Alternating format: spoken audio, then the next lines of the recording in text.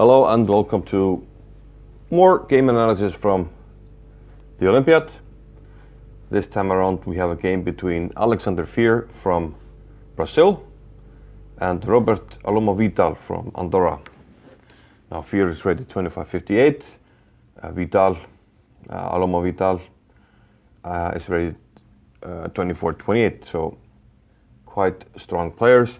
And Alexander Fier is somebody that, he has no fear. A modern player that you should be watching because his games tend to be quite exciting. Having said that, the way this game starts looks very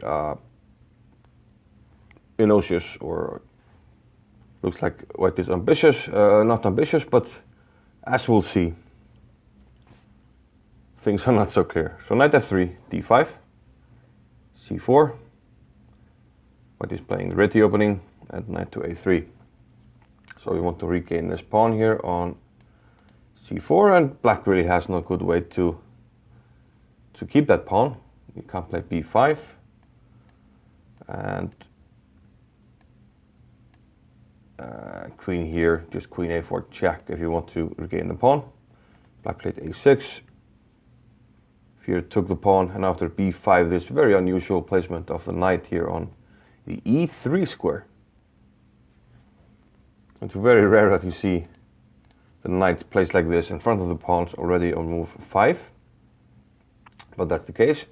Bishop b7 now, and well, with the knight on e3 it looks like the only logical way to develop this bishop is to put it on the long diagonal, and this is what Fier does. This does allow black to take on f3, but it seems like with black having committed to b5, even though black has the opportunity to, in some cases, control the d4 square, it looks like White is very quick to play d4, bishop d2, castles, control the d5 square, maybe play d4, d5 if you have time. And should be good for White with the bishop pair, even though he has damaged the pawn structure. Instead, Vidal went with knight f6, bishop d2, and now we have more or less normal development. Black plays e6. Well, he's going to play bishop e7, castle, at some stage maybe c5, put the knight out, very standard stuff. Castles, bishop e7, and White goes for a double fianchetto with b3. This bishop is going on the long diagonal as well. Castles, bishop to b2, and now c5. Quite often we might have a White pawn here on d4, but this is sort of a different approach. You know, staying with the pawn on d2 makes the character of the position much more different. And you'll notice that White still hasn't crossed the third rank. I mean, the furthest placed pieces are all here on the third rank. So this looks very passive in a way, but it's dynamic, and Fier will release the power in the position, as we'll see. Queen to c2. The idea is to connect the rooks, but also to execute a standard ready maneuver, which we'll see later. After knight b to d7, rook a to c1, h6, rook f to d1. So White may or may not at some stage break with d4. Rook c8, this prevents White from breaking.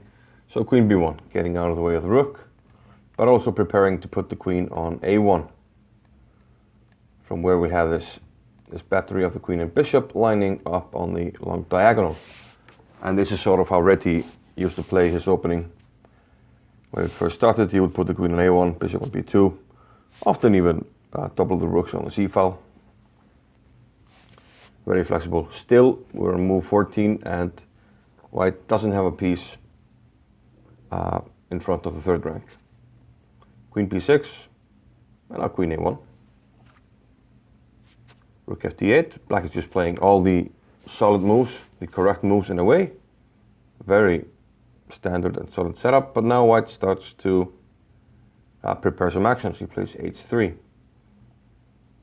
And the idea here is to exchange some defenders on the king side with knight c4. After bishop f8, first he plays d3. This takes away the e4 square from a black piece. And now finally after bishop c6, black's idea is to put the queen on b7, just trying to improve his position. Now we have knight g4. Black takes on g4. Maybe he could, stay in the position with bishop e7, but he took on g4. But this gives white a little bit of a lever here with the opportunity to play g5 at some stage. Queen b7 as planned, but now e4. And this is, in similar structures, it's often quite useful to be able to play d3 and e4 because you completely shut down this battery on the long diagonal. Meanwhile, white has this one on the long diagonal, which is still unopposed. Here, a5 was played by black. He goes for operations on the queen side, but perhaps he should have tried to reinforce his position on the king side. I don't know if even a move like f6 might be playable here. It looks ugly, but given the way the game went after a5, g5, things start to go downhill here for black. Remarkably, this is move 21, and this is the first time that white sort of crosses the equator, if you will, the center of the board. He goes to the black side of the board with g5, and now things really start happening. hg, knight takes g5. Black goes for his counterplay on the queen side with a4, but now bishop h3, and this is very devious. A cunning plan by Alexander Fier. Okay, he is eyeing the e6 pawn, definitely, but he also has other ideas.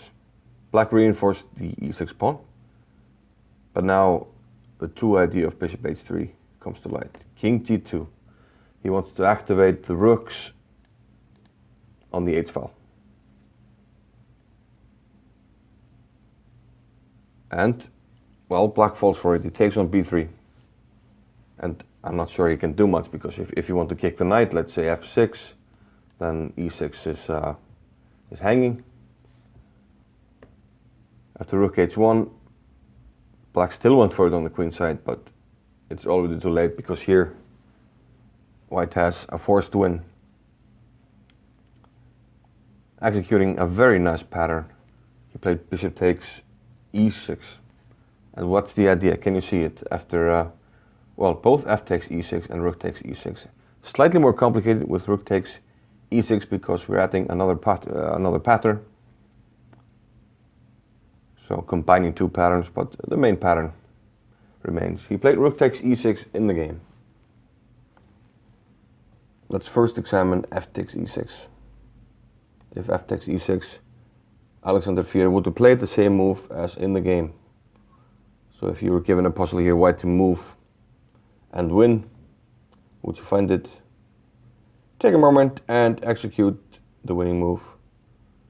You have to find this move, but okay, if not finding, maybe more practice. The winning move is rook h8, and this is very, very cool. King takes, rook h1. You're just clearing the first rank for the queen to come to h7. Queen here, and now queen h7. Checkmate. A very nice pattern. You will often see this pattern with pawn on g6. And then you can play rook h8, queen h1, checkmate. But here the knight serves the same function. In the game, Vidal Aloma took with rook on e6. But after rook h8, he resigned. White has to show a little bit of care because it looks like the same pattern, but there is a slight difference. After rook here, black can interpose a rook either here or after you sacrifice the second rook. If you interpose it here, I will simply take.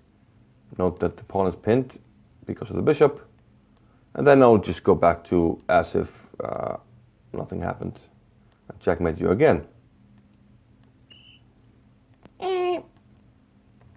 If, however, you allow me to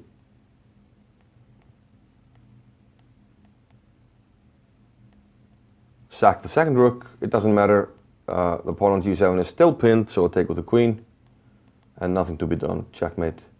So a really nice attack and then sacrifice by Alexander Fier, and yeah, it might be the game of the tournament so far. But yeah, hopefully we'll get more games in pretty soon, but now I have stuff to do, and I'll see you later. Bye bye.